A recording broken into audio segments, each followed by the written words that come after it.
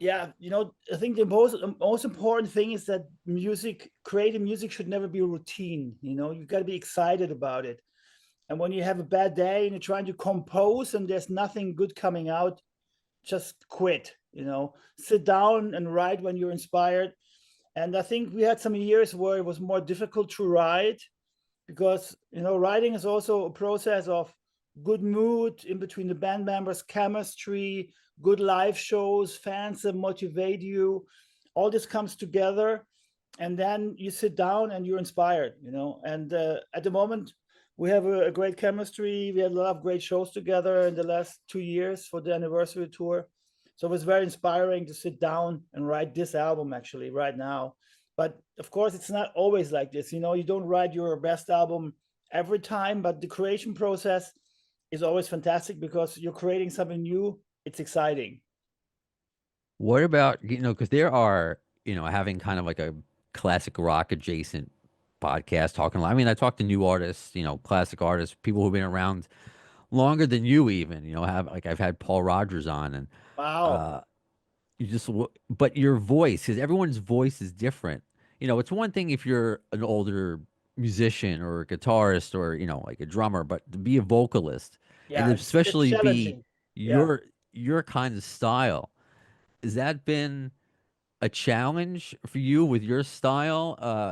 Do you prepare your voice? Is there some sort of scales you do in your kind of I mean, I style and screaming and thrash? I know how to take care of my voice nowadays much better. When you were young, you didn't give a fuck. It just came out. But actually, when I was young, I kind of lost my voice a couple of times. There was actually one American tour, the Chromax. We toured like 2.5 months. And once we hit like upstate New York, I lost my voice. It was gone. I had to take a huge penicillin shot at the doctor. But this actually never happened to me again in the last 20 years because I take better care.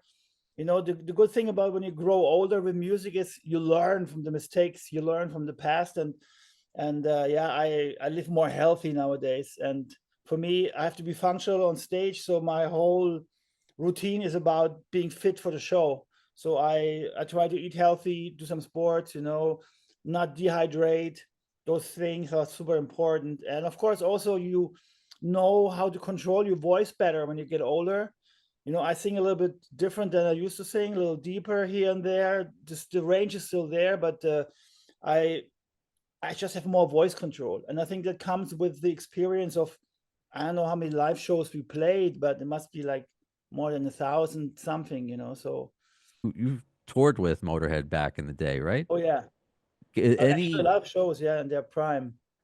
I mean, you don't have to go too personal. I know what stays behind, closed doors stays there. But is there like a funny or maybe even an inspirational Lemmy story, or you learned something from him on the road? Perhaps something that sticks out to you all these years later. I mean, he was always super friendly and he was in his own world. He was playing at his one arm bandit, having Jack and Coke in the morning, Right. while we're having breakfast, hangover breakfast, eggs and beans, next door. Lemmy was at the bandit, like, cheers, guys, we're like, he's drinking again.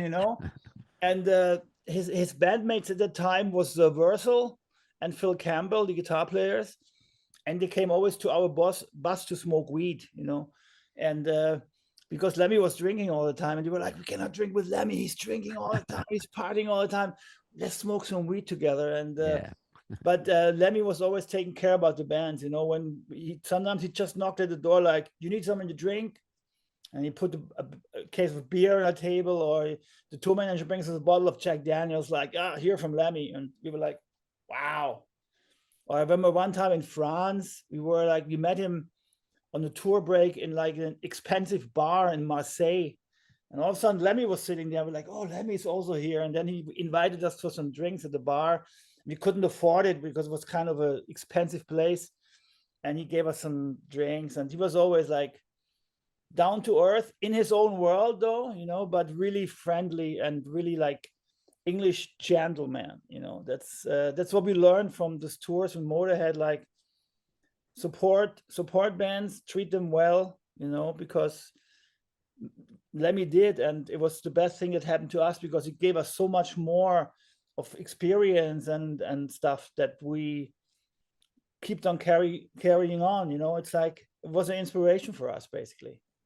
I love that, and you love to hear that because you never know. Sometimes that phrase "never meet your heroes," but that's never the case with any story I've heard about Lemmy. No, Everyone's no, just not with Lemmy. Lem was always very cool. He was down to earth, and I mean, also we always couldn't understand how he could drink so much and not be totally drunk, like, but I mean, special guy. he had his drugs, but still, it was, and he actually sometimes he played jazz against my drummer, so he sat down and he started playing. He was actually really good, At Jack's, No, no jazz, the jazz. board game, yeah, jazz, yeah, yeah. Okay. I'm not familiar with that. Because I thought you meant Jack's the game. Not is a board game called Jazz? How's it called? The what was it in English? I forgot. Yeah, I think it's called jazz. Well, I have listeners in German. Somebody will tell me that like what it is. It's not like shoots and Oh, no, ladders or jazz. It's called jazz. chess. Chess. Yeah, Chess. I said it wrong. Chess. Yeah. No, you said it beautifully. I'm that sounds No, like but just it's my German accent, So yeah, it's called jazz. Yeah. So yeah, he played the board game against my drummer a couple of times, and he was winning all the time, So even he was drunk and he was on all the drugs, he could still sit down and think and be there and be fully checkmate. smart. Yeah, he was one of a kind for sure. Oh, beautiful. No, I love that. And I'm sure just the way you come off, you're somebody who probably pays it forward.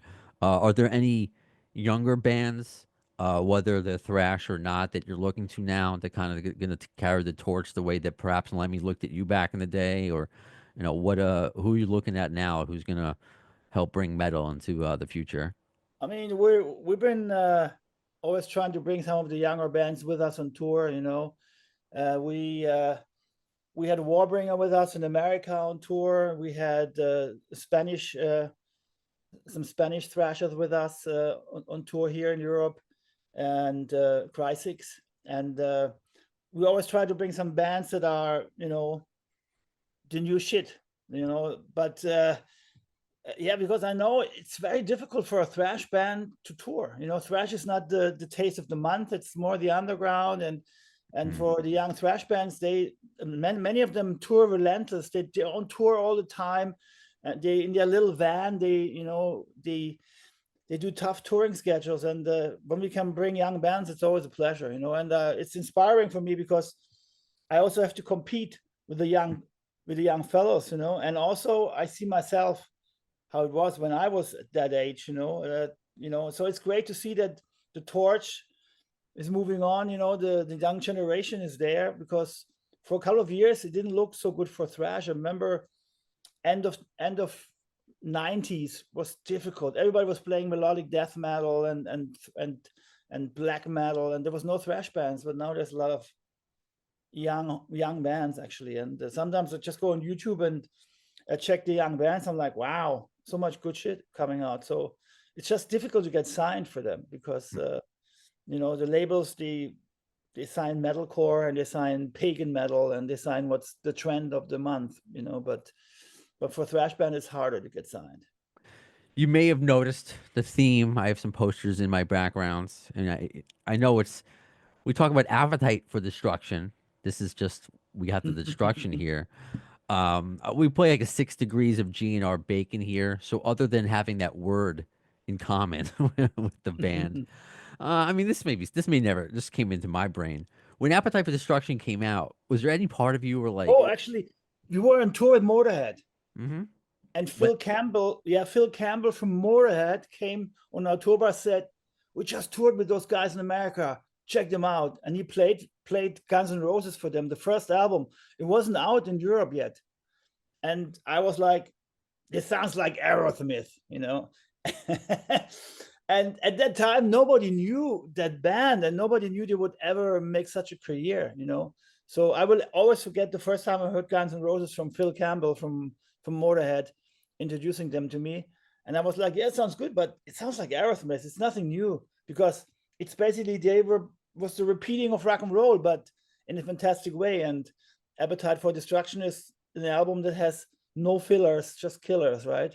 It's like what a songwriting monster this album is in the end now, 20 something, 29 years later, no more than that, 30 something years later. Huh? Well, it's gonna be the band. This is what's cool. It just goes to show you how time fast goes. The band is going to be celebrating their 40th year because they started in 1985, but the record didn't come out until 87. So that, 87, yeah. But in yeah, Europe, it came out 88, actually. yeah. Well, it took like a year for it to blow up, and they Yeah. actually I remember they that in Europe it was really slow, and they were already starting to get big in America before Europe recognized it. Yeah. the UK. The story I've heard is that they blew up because all because of Alan Niven, who's from more familiar with that area, the old great white manager and managed GNR at the beginning. They had to go to the UK first to get big there, then come back to America. It wasn't like it was a slow build So they were for big them. in the UK first before they were big in America. That's the way the legend goes. Oh, Yeah. it's like the Scorpions. They were big in Japan first before they went big in Germany. And then they went to America, did the big tours, and then they came back and then they were huge in Germany because, yeah.